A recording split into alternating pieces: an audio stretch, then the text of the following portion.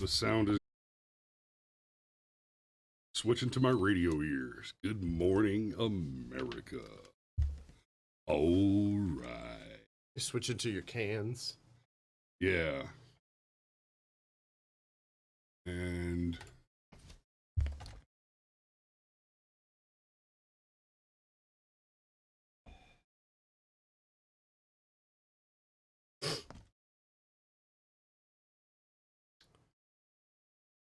just out of curiosity. Yep.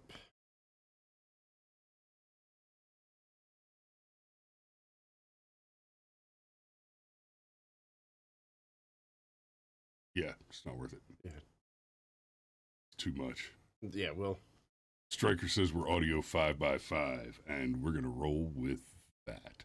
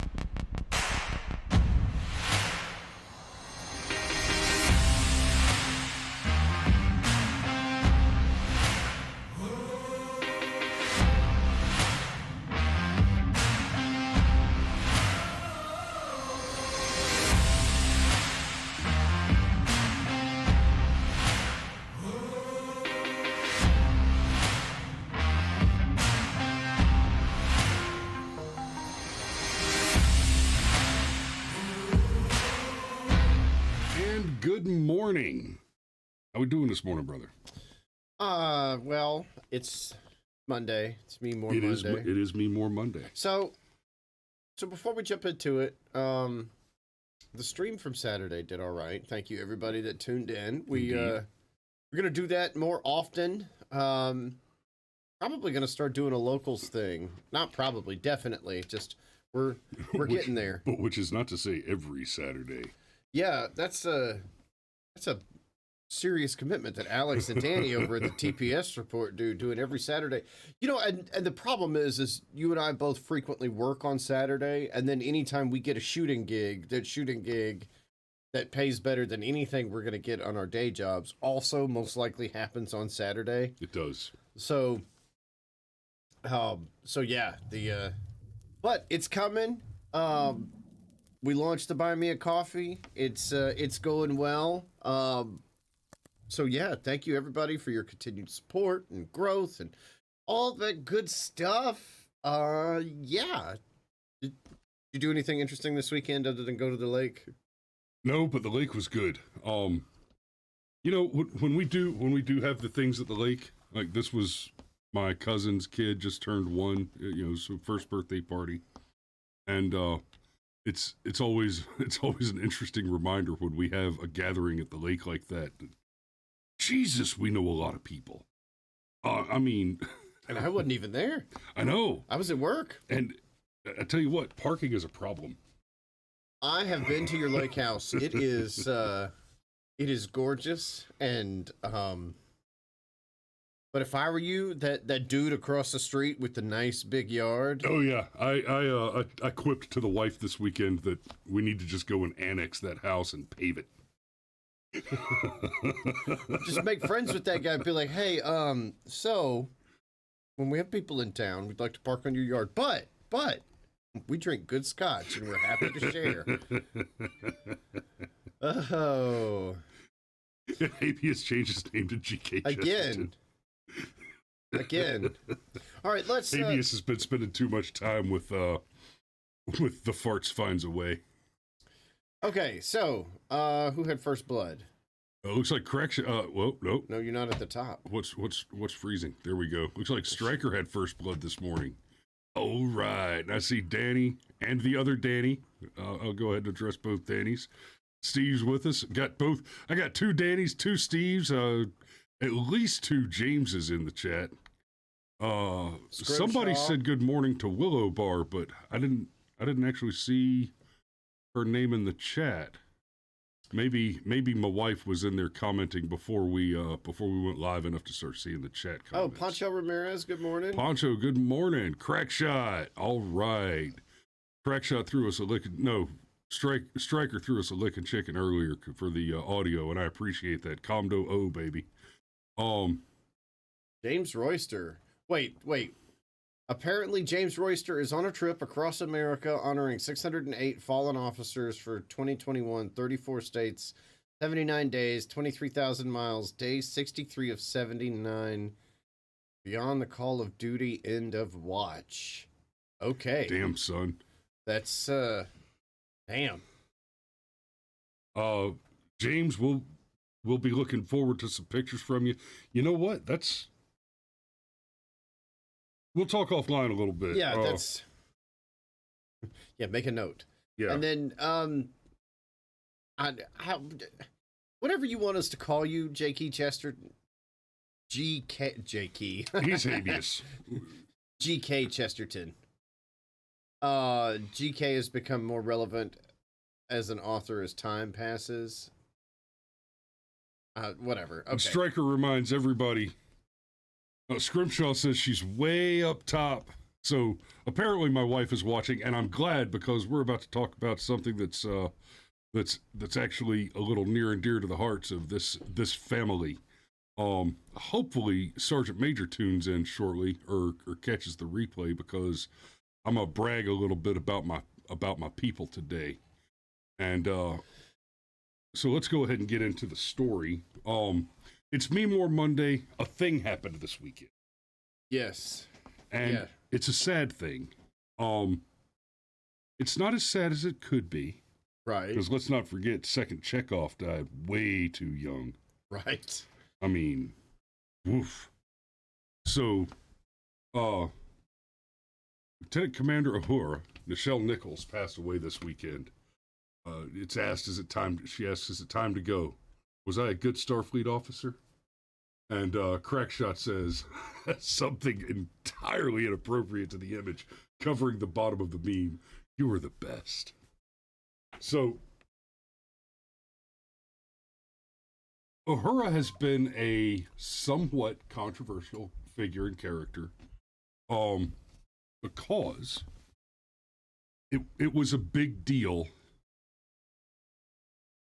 It was a big deal when Uhura was first on Star Trek that there was a black female in an officer position. That was a big progressive push, and oh, hey, look, so-and-so can do anything as well as anybody else. And without going down the rabbit hole of whether or not women belong in the military, one of the things that's always bothered me about Uhura is the lefties that are critical of things of this sort would say, they put a black woman on Star Trek, but she's just a glorified secretary because that's all they think a black woman can do.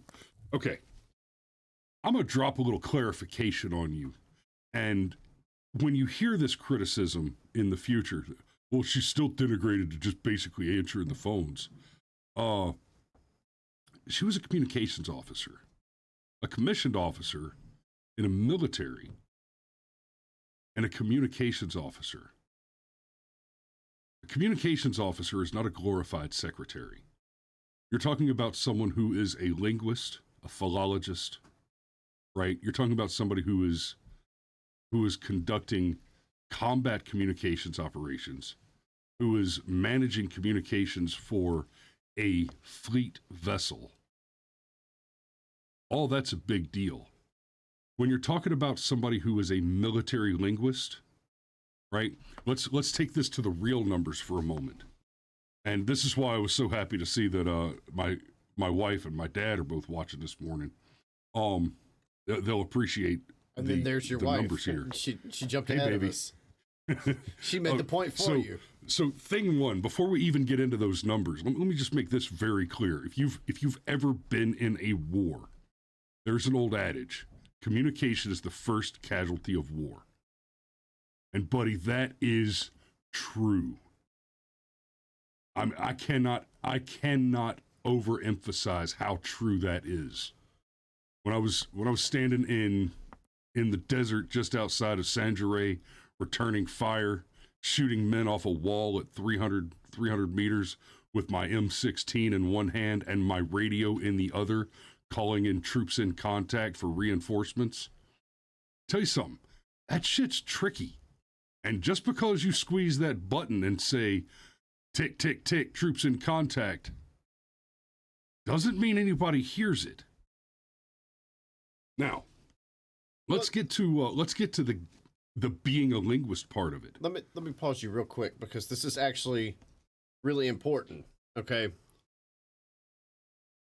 The show, the original Star Trek, as conceived by Gene Roddenberry, went through a couple of permutations. Like originally, there was going to be a female first officer, for example. The final form that you saw on television that everybody is the most familiar with is that, yes, there's a white captain who had a literal alien for a first officer, who had a Japanese pilot and a Russian co-pilot and a black female communications officer. And nobody made a big deal out of it. In fact, a few times in the show's history, anytime race was mentioned, all the characters were like, "What's wrong with you, dude? You stop being racist. Jesus, we gave that up hundreds of years ago." This was informed by the fact that Gene Roddenberry was in World War II. And so he viewed military service as a great equalizer. Now, he didn't want Starfleet to be a one-to-one analogy for the military, but that's what informed his worldview, that suddenly when you were... he flew combat missions in Europe in World War II, and nobody cared what color you were. They cared if you could bring the plane back. Yep. Which was not a thing that happened terribly often if you flew several combat missions in Europe. You had a tendency to not be able to bring the plane back. So that's where Gene Roddenberry's view of this came from, and it was a truly equal situation. So anyhow, I felt it interesting to point out that the military and Gene Roddenberry's experience in the military is actually what informed this. I'll use the word progressive view because back then it wasn't a toxic shit word. Right. And they make a big deal about it they make a bigger deal about it in some of the reboot movies, but Uhura being a linguist and a philologist, in some of the newer movies, they made it a point to say that she's got like almost a mutant ability in her brain to retain the number of languages that she has, an extraordinary gift for languages.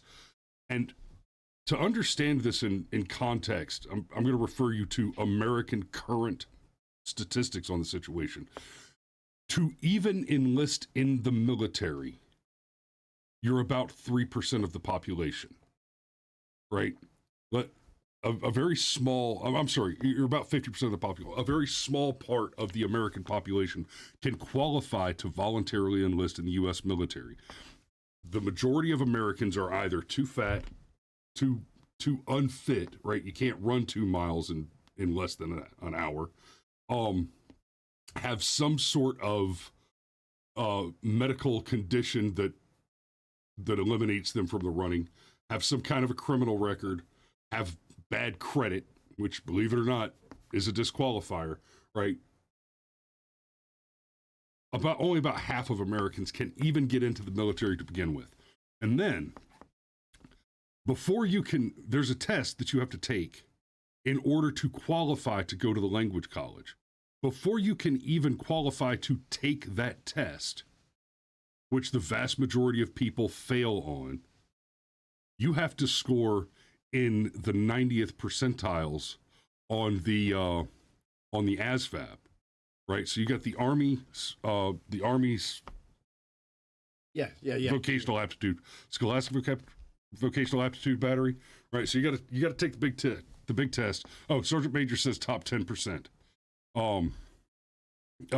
I've referred to a couple of percentages. I think he means 10% of Americans can enlist, and he knows. He knows these numbers better than probably any man alive, with a very, very few exceptions.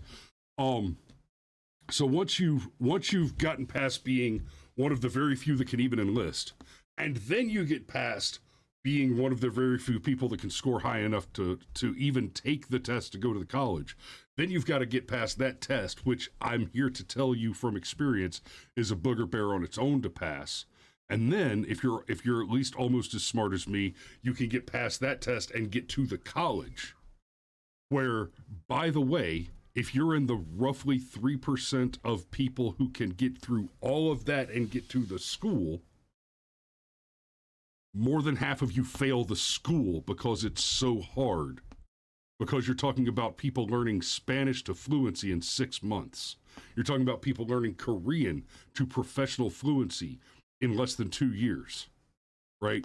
Armed Service Vocational Aptitude Battery. Thank you, Sergeant Major. So in other words, Uhura was quite literally one of the smartest people on the ship. Right. As in the black female who was just a token. Was one of the smartest people on the ship. On the planet.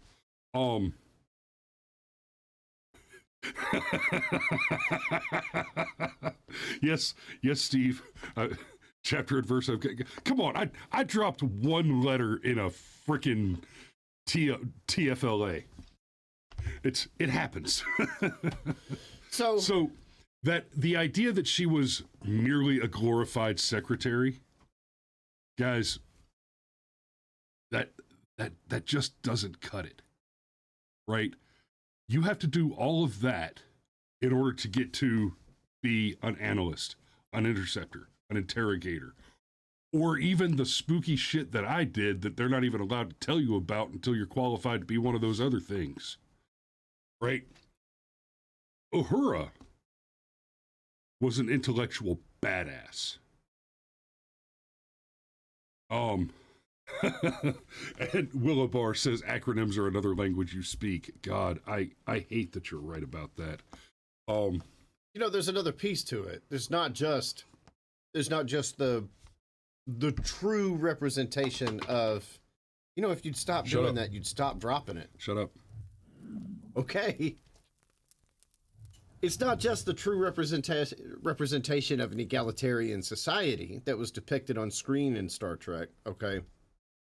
There was also all the metatext that went along with it. One thing most of you that are Star Trek fans probably know is that Nichelle Nichols was frustrated with her place on the show. She herself was worried she was a glorified background character. And then she met Martin Luther King Jr., who said, no, honey, no, you're not. You serve an incredibly important, the fact that you're just a normal part of that show, there are so many black people where you're their favorite character. And so she stuck around. And kind of a good thing that she did, because Nichelle Nichols and William Shatner, and you can think William Shatner is a piece of shit all you want. I happen to know some of the behind the scenes of that. In fact, I think I sent you a link. In fact, I don't think I sent you a link. I know I sent you a link. Okay. It's in the... And your dad says, did Star Trek have coffee? Yes, they did have coffee. And not only did they have coffee, but the Klingons took coffee and adopted it and started serving something called Raktajino, which is a play on cappuccino. It was Klingon coffee, and apparently that shit would wake you up. Scroll to the last 15-ish seconds. Yes, we're getting to the memes, and this is there's just some history here that's important.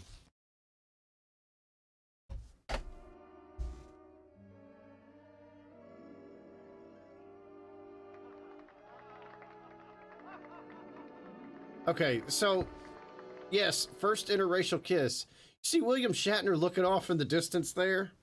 That wasn't scripted. See, originally, Paramount wasn't real sure that they wanted that to, not Paramount, but CBS wasn't real sure they wanted that to end up on TV. So they filmed it from multiple angles. Yes. All right, Chesterton. You're right. Prune juice is a true warrior's drink. They filmed it from multiple angles. And so Shatner and Nichols got together and was like, okay, this is what we're going to do. When we actually go for the shot, we're going to turn in such a way where they have no choice. but to use a shot that shows contact of our lips on screen. And that was Shatner actually looking at the production crew going, ha ha, fuck you, we got you. That's where that came from. So first interracial kiss aired on TV in the United States of America. So I just want to touch real quick.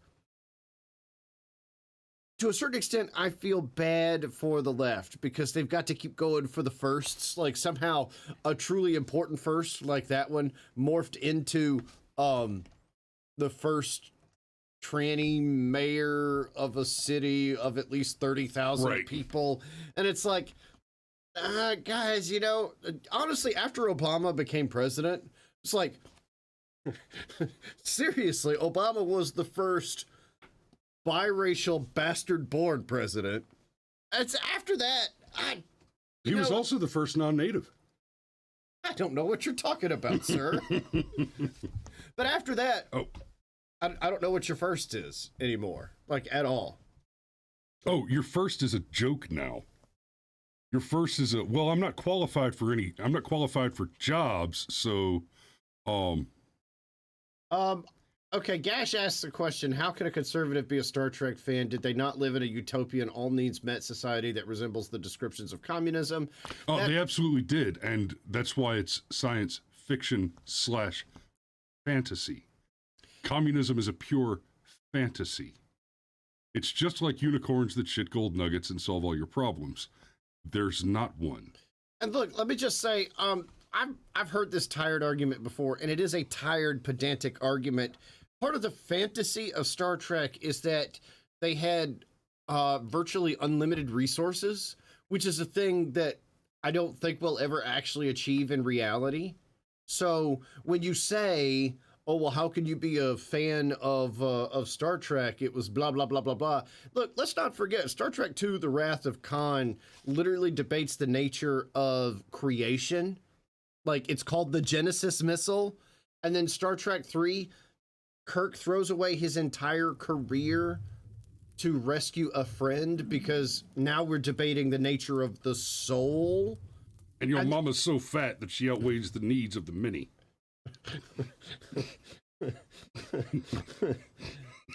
And then even if you go back to the original series, it was very common for them to quote the Bible.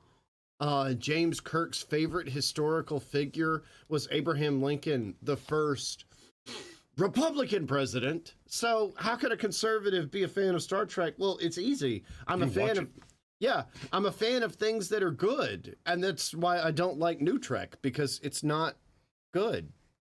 Right. And of course, if you're really paying attention to pop culture, the Deep needed to watch him some Star Trek and learn how correctly to steal aquatic mammals. Okay, so I think let's do some. We've got Star Trek themed memes. You ready? Here we go. She makes a good point, Captain. Wah.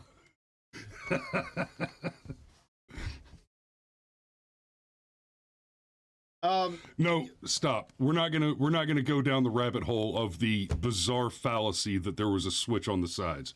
We're gonna do memes. That's what I was gonna say. I said another time, Gash, come back and we'll have that discussion.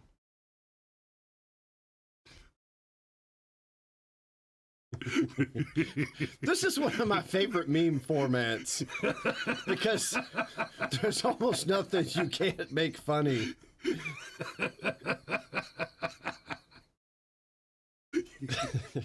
Steve Rodemeyer says, it's chilly in space. He's not wrong, as evidenced by the previous images.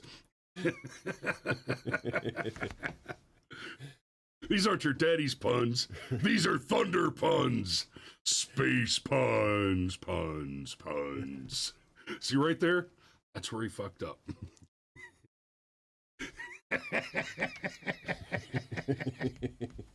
Oh, this would be funnier if I still went to grocery stores. Grocery delivery is a thing, man. Hey, just as an interesting point of fact, that's Kim Cattrall in the upper right-hand corner. Originally, she was going to play Kirstie Alley's part in Star Trek II, but Kirstie Alley, who was an utterly unknown before Star Trek II, got the part.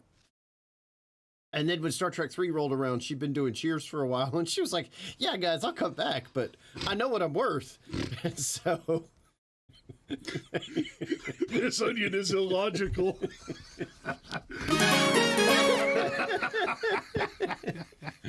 So anyhow, Kim Cattrall gets hired for Star Trek 6, and she shaves her. Or she wanted a unique look, so the Vulcan ears were really prominent. You know what? No, let's just move on. There's no... Feast is people, and that reminds me that this meme is lightly related to our cannibalism episodes of late. The produce section.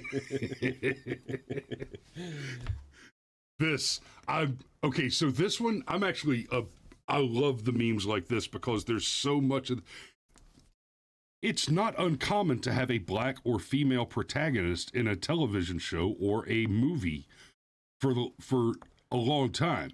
And for some reason, still, like if there was a new, let's say, Superman's now a black woman, was to come out, the headlines would all read, first black female protagonist in comic book. No! In science fiction, no! In popular, no! Bullshit. What's what we were talking about a minute ago, where it's like, oh... I mean, even before this, you got Ripley. Yes, I know. And... I don't want to go down the how much not only has Star Trek hurt me, how much Star Wars has hurt me, but yes, Deep Space Nine, which is Star Trek, had a black captain, and then Voyager had a female captain. They Star Trek did it first, it just did, and that's science fiction. Because of the nature of science fiction, allows you to explore not just fantastic scientific concepts, but fantastic social concepts because of the nature of science fiction. And Habeas Corpus says David Warner died just the other day, regular on shows, and Chancellor Gorkin in Star Trek 6. Yeah, he was also the human ambassador in Star Trek 5. There's but unfortunately, as good as he is, he's not Nichelle Nichols. So we're gonna stick with that. But yeah, man, they got addicted to the firsts, and it just that's tough. This. Give a man a plane ticket and he'll fly for a day. Push a man from a plane and he'll fly for the rest of his life. And here at the Brushfire Mind, we say you build a man a fire, you'll keep him warm for the evening. But if you set a man on fire, he'll be warm for the rest of his life. I'm a big fan of this particular joke on the fish. There's an old Ferengi adage that says if you give a man a fish, you'll feed him for a day. But if you teach a man to fish, you'll lose a repeat customer.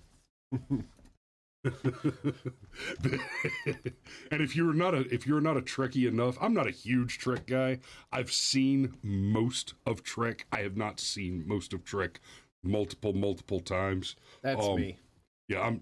They took I it can't off hand Netflix. draw you a diagram of the original ship or anything like that, but I've enjoyed the show. I can't. I've enjoyed it enough to really appreciate that he wore a red shirt for 7 seasons without dying. Now that is a bad dude right there. Pit Danny says, "Where's my rim shot machine?" That is a question I am not going to answer on YouTube because it will get us kicked off. If you misplace that, sir. He just wants you to push the button. Oh.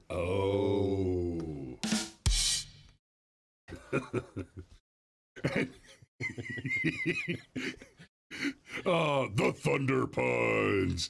Is this Verizon? Yes, I wanted to register a huge complaint with my new Android phone. Oh.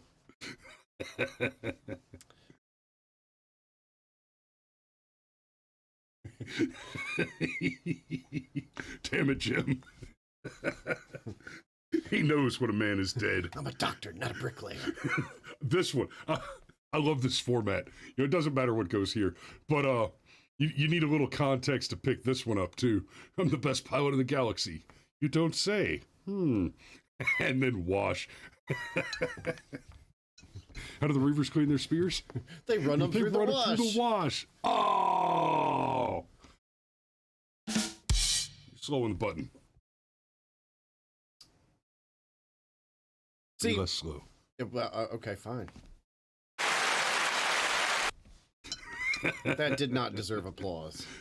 Bitches, please. You've got all I'm a those leaf on buttons the over wind. there. I have I a do, but small number that's- of buttons here. But your 9 buttons include the rim shot and the applause. This.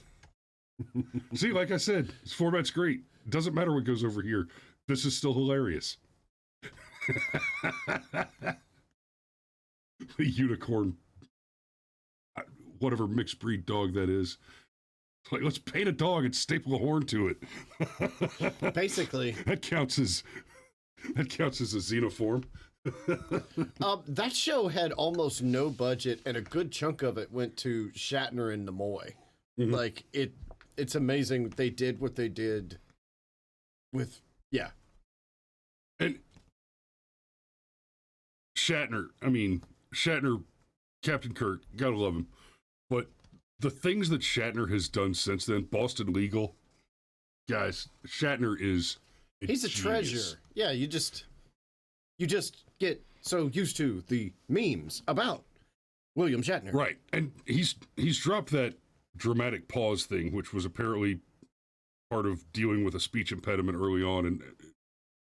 But there's this great moment in Boston Legal where there's a bad guy in the building, and this is a legal drama, right? This is not a show that has a lot of action sequences in it, but there's a guy that comes in the building and tries to hold somebody hostage, and Shatner busts out a frickin' rifle and blasts the guy.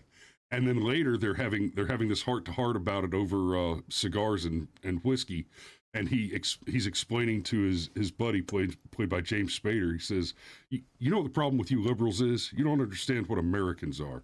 Americans like to work hard, shoot bad guys. Yes, that's exactly correct. That's not a bad.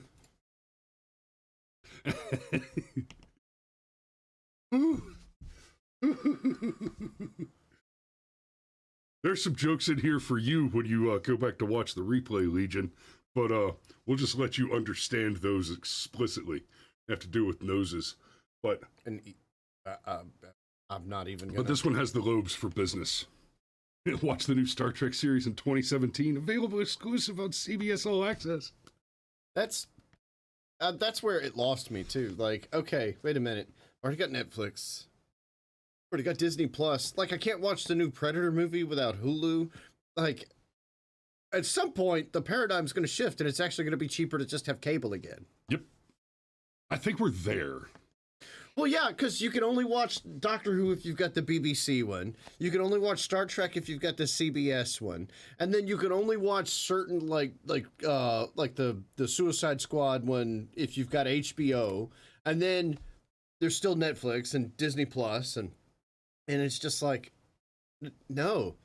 Besides, new Trek is not worth whatever the $5 a month is. No, it's not. It has What? Stacey Abrams in it. And- You have to pay me to watch your trash now.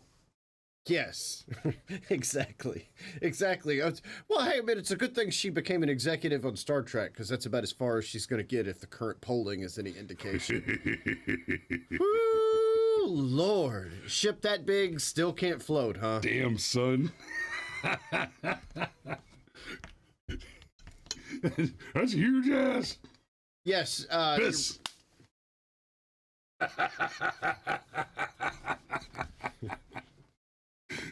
Well, that's a joke with nerdy layers. Your wife says pray, right?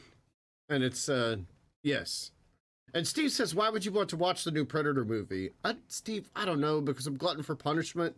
Because the first one was amazing, and the second one was actually a fairly decent follow-up. And even though the canonical... I really, really liked the second Predator You either movie. really like the second Predator movie, there's three... In fairness, I really like Danny Glover being a badass. There's a lot of gothic horror to the second one. It just the first one is a near perfect movie. John McTiernan is an amazing director. It was paced out so excellently. Like the movie literally just has enough time to breathe. And while Predators, directed by Robert Rodriguez, didn't really break any new ground, at least it was well done and had some interesting concepts. And I don't know, Steve. Anyhow, I say all that to say, the first one was amazing, and I keep hoping another one will come along that's at least half as good as it. Probably not. I mean, boy, that is a thing. If you know anything about the lore, and I know we're talking about Star Trek lore, but if you know anything about the Predator lore, it's canonical to the Predator lore, if you read the comics, that they've been visiting Earth for hundreds of years. And there's actually a really interesting story in the comics where the Predators come in the early 1700s and stalk a pirate ship. And there's a pirate captain who's an absolute badass, but he's got a moral code. He won't rob a church, and it causes his men to have a mutiny against him. And the climax of the comic is the captain of the ship and the Predator put aside their fight to go murk all of his ungrateful son of a bitch pirates that just didn't understand you don't rob a priest. Like, it was right there. They could have set a Predator movie in yesterday times, but no, we had to have a Predator movie about a female warrior. And just stop shitting on the things that I love, please. Okay, I promise there were not many female Indian warriors. There just weren't. Can we just stop? Please, God, just stop. Yeah, you're correct, Stryker. Africa appropriated dreadlocks from the Predators. The Predators came before Africa, canonically. Okay. Oh, I've seen this meme so many times, like but it's...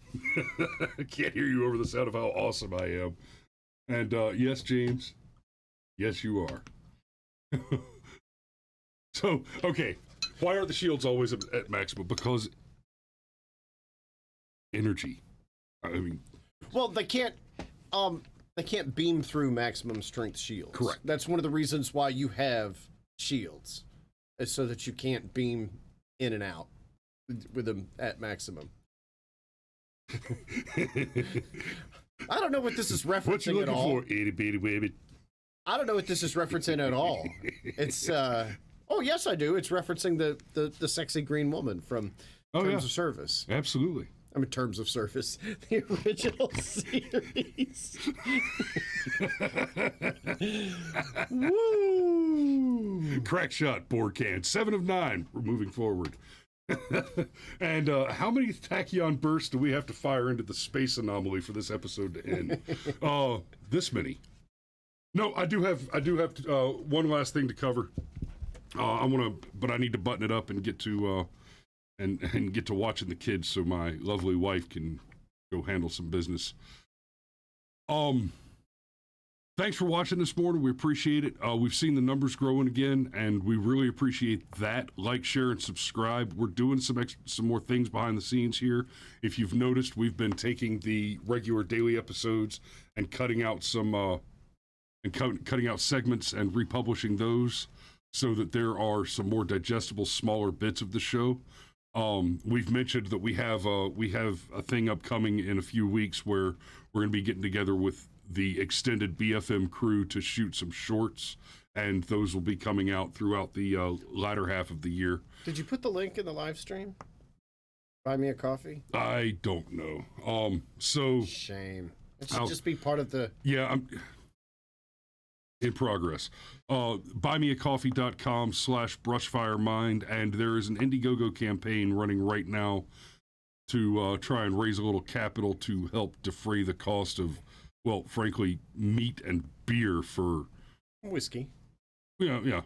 But same for thing. A horde of giant, hairy, vulgar men slinging cameras around. And just I want y'all to appreciate this. When I take these guys to shoot for the weekend, we're talking 4 days, and I work them 18 hours a day. I work them like rented bitches, and they need meat and beer and, frankly, bottled water, because except for when I'm the director. I also go for 18 hours a day. It's a hard. Hey, we're being asked for the link. Can we? Yeah, I'll drop you the link over there. The link is, it's buymeacoffee.com/brushfiremind. And damn, there. It's on one of these monitors. And and ba-boom. Oh, see, your dad's over on Rumble, and he made a fantastic double puns and let them eat catfish. I don't entirely disapprove. The downside there is taking the time to catch it and clean it and all that. We're there to shoot. I would like to be there to fish. That sounds amazing. Yeah. But we're there to shoot. So, hey. Why? Thank you. Okay. I think. And the last thing, there's I'm about to publish in just a little bit. I'm about to publish the videos from the meeting last Thursday. Now this is local political issue stuff. There was the meeting last Thursday. I mean, the Rockdale Voice, Rockdale Voters Association, and the Big Haynes River Association. Those organizations put together an informational presentation last Thursday. We had probably about 60 people in attendance to watch the presentation, which is unfortunately low turnout for such an event. Great information from Larry Cox, Ken Holmes, and George Kelichek about some important issues that are happening in Rockdale County, not least of which are the board's current plan to increase property taxes by 58% coming in November.